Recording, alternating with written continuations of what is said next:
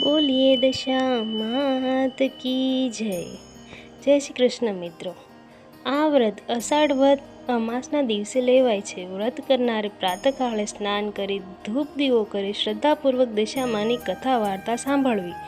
10 દિવસ સુધી નકોડા ઉપવાસ કરવા અને જો ન થઈ શકે તો એકટાણું કરવું. માટીની સાંઠણી બનાવી તેનું પૂજન કરવું. 10મે દિવસે આ સાંઠણી નદીમાં પધરાવી. 5મા વર્ષે વ્રતનું ઉજવણું કરવું. ઉજવણામાં યથાશક્તિ સોના ચાંદી કે પંચધાતુની સાંઠણી બનાવરાવી. બ્રાહ્મણને દાનમાં આપવી. વસ્ત્રદાન કરવું. દક્ષિણા આપવી. ભક્તિભાવપૂર્વક દશામાનું વ્રત કરનારની સુખ શાંતિ અને સમૃદ્ધિ જળવાઈ રહે છે. સુવર્ણપુર નગરીમાં જગજીતસિંહ નામે ઘણો જ ગર્વિષ્ઠ રાજા રાજ કરતો હતો. તેની નગરીની સમૃદ્ધિનો પાર ન હતો. આ રાજાની ગુણિયલ, સંસ્કારી, અતિ સુશીલ અને રૂપવતી રાણીનું નામ અનંગસેના હતું. રાણી ઘણી જ નમ્ર અને ધર્મિષ્ઠ હતી. તે ઘણીવાર રાજાને અહંકાર ન કરવા સમજાવતી, પણ રાજા કદી એની વાત સાંભળતો નહીં. અષાઢ મહિનાના દિવાસાનો દિવસ આવ્યો. તે દિવસે રાણી પોતાના ઝરૂખામાં બેઠી હતી. તેણે નદી કિનારે કેટલીક સ્ત્રીઓને વ્રત કરતી જોઈ. તેથી રાણી કુતૂહલવશ થઈ. તરત દાસીને આજ્ઞા આપી કે નદી કિનારે 16 શણગાર સજીને ટોળે વળેલી સ્ત્રીઓ શું કરે છે તે જાણી લાવ. દાસી દોડતી સ્ત્રીઓ પાસે ગઈને પૂછવા લાગી કે તમે બધા શું કરો છો? ત્યારે એક સ્ત્રીએ જવાબ આપતા કહ્યું, અમે દશામાનું વ્રત કરીએ છીએ. આ વ્રતની વિધિ એવી છે કે સૂતરના 10 તાર લઈ 10 ગાંઠો વાળવી. ગાંઠે ગાંઠે કંકુના ચાંદલા કરવા. ત્યારબાદ સ્ત્રીએ વ્રત ક્યારે કરવું અને કેવી રીતે કરવું વગેરે જણાવ્યું. દાસીએ મહેલમાં આવીને રાણીને બધી વાત કરી. ધાર્મિક સ્વભાવની રાણીને પણ આ વ્રત કરવાની ઈચ્છા થઈ. તેણે મનથી વ્રત કરવાનું નક્કી કરી લીધું. તેણે આ વાત રાજાને જણાવી તો અહંકારી રાજાએ ના પાડી દીધી અને કહ્યું, આ વ્રત તો ગરીબ ગુરબા માટે છે. તારે તો ઘણી સાહેબી છે. ધન દોલત, નોકર ચાકર, બાગ બગીચા, રાજપાટ બધું છે. માટે આ વ્રત કરવાનું જ છોડી દે. રાજાના અભિમાન ભર્યા વચન સાંભળીને રાણીનું તો દિલ દુભાયું. એ જાણતી હતી કે ગમે તેવી સજાવટ છતાં અભિમાની રાજા એકનો બે થવાનો નથી. રાજાને અહંકાર, ગર્વ અને અભિમાનમાં ચકચૂર થઈને દશામાના વ્રતનું અપમાન કર્યું. તેથી દશામાના ક્રોધનો પાર ના રહ્યો. માએ રાજાના સપનામાં આવીને એક જ શબ્દ કહ્યો, પડું છું. બીજા જ દિવસે પડોશી રાજા લાવ લશ્કર સાથે ચડી આવ્યો. આવા અણધાર્યા હુમલાથી રાજા જગજીતસિંહ ગભરાયો. જીવ બચાવવા માટે રાણી અને બંને કુંવરોને લઈને જંગલના રસ્તે ભાગ્યો. રાણી અનંગસેના મનમાં સમજે છે કે પોતાના પતિને કરેલ દશામાના વ્રતના અપમાનથી જ આ દશા પ્રાપ્ત થઈ છે. ઘોર જંગલમાં રાજા રાણી ઉઘાડા પગે ચાલ્યા જાય છે. પગમાં કાંટા કાંકરા ભોકાય છે. દુઃખ અને થાકનો પાર નથી. કુંવરો તરસ્યા છે. એટલામાં એક વાવ આવી. રાજા પાણી લેવા માટે વાવમાં ઉતર્યા. પાછળ બંને કુંવરો ઉતર્યા તો દશામાએ અદૃશ્ય રહી બંને કુંવરોને ખેંચી લીધા. કુંવરોને અદૃશ્ય થઈ ગયેલા જાણી રાણી વિલાપ કરવા લાગી. રાજા પણ મનમાં સમજી ગયો કે નક્કી આ દશામાનો કોપ જ છે. એ રાણીને આશ્વાસન આપતા સમજાવે છે કે જેણે આપ્યા એણે લઈ લીધા, હવે એ જ આપશે. રુદન કરતી રાણીને સમજાવતો રાજા આગળ ચાલ્યો. થાકના લીધે બંને પગ ઘસડાય છે. પગમાં વેઢાના કાંટા ભોકાય છે. તેથી પીડાનો પાર નથી. રસ્તામાં એક વાડી આવી. રાજાને થયું કે હાશ, 2 ઘડી વિસામો તો મળશે. પણ જ્યાં રાજાએ એ વાડીમાં પગ મૂક્યો કે ખીલેલા બધા ફૂલ કરમાઈ ગયા. વાડીનો માળી વિચારવા માંડ્યો કે નક્કી આ માણસ પાપી પગલાંનો જ છે. તેથી માળી લાકડી લઈને રાજાને મારવા દોડ્યો. રાજા રાણી માંડ બચીને ભાગ્યા. જીવનથી હતાશ થઈ ગયેલા ભિખારી જેવી હાલતમાં બંને એક નગરમાં આવ્યા. તે નગરમાં રાણીની બહેનપણી રહેતી હતી. બહેનપણીને ઘરે કંઈક ખાવા મળશે તે આશાએ બંને તેના ઘરે આવ્યા. રાણીએ બહેનપણી પાસે ખાવાનું માંગ્યું એટલે તે ખીજાઈને બોલી, જા ભિખારણ, મારા રાજ્યમાં આવું બટકું રોટલો માંગતા લાજ ના આવી? આવી વેણ સાંભળી તેઓ ત્યાંથી આગળ વધ્યા. રસ્તામાં રાજાની બહેનનું ગામ આવ્યું. રાજાને આશા હતી કે મારી બહેન જરૂર આશરો આપશે. એણે પાદરેથી પોતાના બહેનને સંદેશો મોકલ્યો કે તેનો ભાઈ આવ્યો છે અને પાદરે મુકામ કર્યો છે. બહેનને તો સંદેશો મળતા જ તેને થયું, જરૂર મારા ભાઈને કોક દુઃખ પડ્યું છે, નહીંતર હાથી, ઘોડા અને રથ વગર તેઓ આવે જ નહીં. આમ વિચારી બહેને સુખડી બનાવી, સોનાની ગાગરમાં મૂકી અને સાથે સોનાનું સાંકળું પણ મૂકી પોતાના ભાઈને મોકલાવ્યું. ભાઈને સોનાની ગાગર મળી, પણ તે પિત્તળ બની ગઈ. સુખડી તો ઈંટના કટકા બની ગઈ અને સોનાના સાંકળા તો સાફ થઈ ગયો.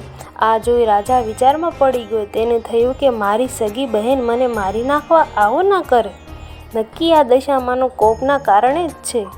આવો વિચાર કરી રાજાએ ગાગર ત્યાં જ ભોંયમાં દાટી દીધી અને રાણીને લઈ આગળ ચાલવા લાગ્યા. આગળ જતા રસ્તામાં એક મોટી નદી આવી. નદીના કાંઠે ચીબડાના વાડા હતા. રાણીને ખેડૂતને 2 હાથ જોડીને કહ્યું, ભાઈ, અમને બહુ જ ભૂખ લાગી છે. દયા કરીને એક ચીબડું ખાવા આપો તો સારું છે. ખેડૂતને તેમની ઉપર દયા આવી. તેણે એક ચીબડું તોડી રાણીને આપ્યું. રાજા રાણીને નિયમ હતું કે સૂર્યનારાયણ અસ્ત થયા પછી કંઈ ખાવું નહીં. તેથી રાણીએ ચીબડું સાલામાં સંતાડી દઈ સૂઈ ગયા. પૂર્વે બન્યું એવું કે ગામના રાજાનો કુંવર 2 દિવસ પહેલાં રિસાઈને ભાગી ગયો હતો. સિપાઈઓ કુંવરની શોધમાં નીકળ્યા. સિપાઈઓ શોધતા અહીં આવી ચડ્યા. તેણે રાણીના સાલામાં કંઈક સંતાડેલું જોઈને બોલ્યા, બહેન, તારા સાલામાં આ શું છે? ભાઈ, આ તો ચીબડું છે. સૈનિકોએ તેને બહાર કાઢી બતાવવા કહ્યું. રાણીએ તો સાલામાંથી ચીબડું બહાર કાઢ્યું, પણ દશામાના કોપના કારણે તે ચીબડું કુંવરનું માથું બની ગયું હતું. આથી રાજાએ સિપાહીને ખૂબ જ ગુસ્સે થઈ ગયા અને બોલ્યા, તમે રાજાના કુંવરને મારી નાખ્યો છે.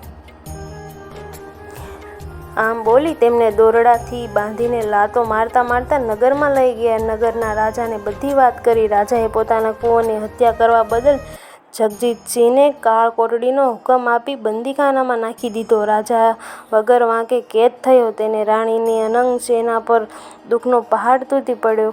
એ રોજ જંગલમાં જતી અને લાકડાનો ભારો લઈ આવતી. જે પૈસા મળે એનાથી પેટનો ખાડો પૂરતી. આમ દિવસો પસાર થવા લાગ્યા. એવામાં અષાઢ મહિનો આવ્યો.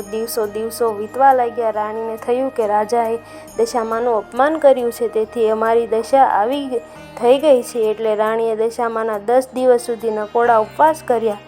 માટીની સાંઢણી બનાવી અને માની પૂજા કરીને આદ્રશ્રય માનીની સ્તુતિ કરી. રાણીની ભક્તિ જોઈ દશામાનો કોપ શમી ગયો. માએ રાણીને આશીર્વાદ આપતા કહ્યું કે કાલે તને તારો પતિ પાછો મળશે. એ જ રાત્રે દશામાએ નગરના રાજાને સ્વપ્નમાં જઈ આદેશ આવ્યો કે તે નિર્દોષ છે, માણસને કેદમાં પૂર્યો છે. તારો કુંવર તો એના મોસાળમાં લીલા લહેર કરે છે. સવારે પાછો આવી જશે. સવાર પડતા જ દશામાની કૃપાથી કુંવર પાછા આવી ગયા. રાજાએ જાતે જઈને જગદીશસિંહને બંદીખાનામાંથી મુક્ત કર્યા અને ક્ષમા માંગી. એટલું જ નહીં, ખૂબ ધન પણ આપ્યું. રાજા રાણી રથમાં બેસીને સુવર્ણપુરમાં આવી નીકળ્યા. રસ્તામાં બહેનનું નગર આવ્યું. રાજાએ પેલી ગાગર યાદ આવી. પાદરે આવીને ખાડો ખોદીને જોયું તો ગાગરમાં સોનાની સાંકળો અને સુખડી હતી. એટલામાં બહેન પણ આવી. તે ભાઈ ભાભીને આગ્રહ કરી પોતાના ઘેર લઈ ગઈ. રાજા રાણી 2 દિવસ ત્યાં રોકાઈને આગળ ચાલ્યા. રસ્તામાં રાણીનું બહેનપણીનું ઘર આવ્યું. જે બહેનપણીએ પહેલાં જાકારો દીધો હતો ત્યારે ઓરડામાં ઊભી હતી. રાણીને ઓળખીને ભેટી પડી અને બોલી, બહેન, બહુ દિવસે આવ્યા. આજે તો તમને હું નહીં જ જવા દઉં. રાણીએ કહ્યું, મારી દશા કઠણ હતી ત્યારે તમે મને કટકો રોટલોય ના આપ્યો. હવે અમે અહીં નહીં રહી શકીએ. આમ કહી તેઓ ત્યાંથી આગળ ચાલી નીકળ્યા. ત્યાંથી ચાલતા ચાલતા તેઓ ગામના પાદરે આવીને વાડીમાં આવ્યા. સુકાયેલી વાડી તેમના આવતા લીલાછમ થઈ ગઈ. માળીએ તેમનો હાથ પકડી વાડીમાં લઈ ગયો અને વાડીમાં થોડો વિશ્રામ કરીને તેઓ આગળ ચાલ્યા. રસ્તામાં વાવ આવી. વાવના કાંઠે દશામાં વૃદ્ધ ડોશીનું રૂપ ધારણ કરીને ઊભા હતા. બંને કુંવરો તેમની આંગળી પકડીને ઊભા હતા. રાજા રાણી તરત જ માતાજીને ઓળખી ગયા અને તેમના ચરણોમાં ઢળી પડ્યા. દશામાએ અસલ સ્વરૂપ આવીને દર્શન આપતા કહ્યું, હે રાજા, તે અભિમાન આણીને મારા વ્રતનું અપમાન કર્યું હતું. તેથી હું તારા પર કોપામય થઈ હતી, પણ હવે તારો ગર્વ ગળી ગયો છે. વળી તારી રાણીએ ભક્તિભાવથી મારું વ્રત કર્યું છે, તેથી હું તમારી પર પ્રસન્ન થઈ છું. તારું રાજ તને પાછી મળી જશે. માં કરતો રાજા જગજીતસિંહ દશામાના પગમાં આળોટી પડ્યો. માં, હે દયાળી, કળિયુગમાં તમારી કારમી કસોટીમાંથી કોઈ પાર ઉતરી નહીં શકે, માટે આવો કોપ કદી ન કરશો. દશામાનું મીઠું મધુર હાસ્ય વેરતા બોલ્યા, તારી વાત કબૂલ કરું છું. કળિયુગમાં જે કોઈ મારું વ્રત કરી મારી કથા સાંભળશે કે સંભળાવશે તેની દશા સદા મારી સારી રહેશે. આમ કહી દશામાં અંતર ધ્યાન થઈ ગયા. રાજા રાણી બંને કુંવરોને લઈને પોતાના રાજ્યમાં આવ્યા. જગજીતસિંહના સેનાપતિએ પડોશી રાજાને હરાવીને રાજ પાછું મેળવ્યું. નગરમાં સમાચાર પહોંચ્યા કે રાજા રાણી પાછા આવી ગયા છે. ત્યારે નગરના લોકોએ વાજતે ગાજતે સામયું કરી તેમને તેડી લાવ્યા. રાજા રાણી આનંદપૂર્વક દિવસો પસાર કરવા લાગ્યા. રાજા રાણીએ 5 વર્ષ સુધી દશામાનું વ્રત કર્યું. વ્રત પૂરું કર્યા બાદ બંને તેનું ઉજવણું કર્યું. માટે હે દશામાં, જેવા તમે રાજા રાણીને ફળ્યા તેવા તમારા વ્રત કરનાર તમામને સૌને ફળજો. જય મા દશામાં.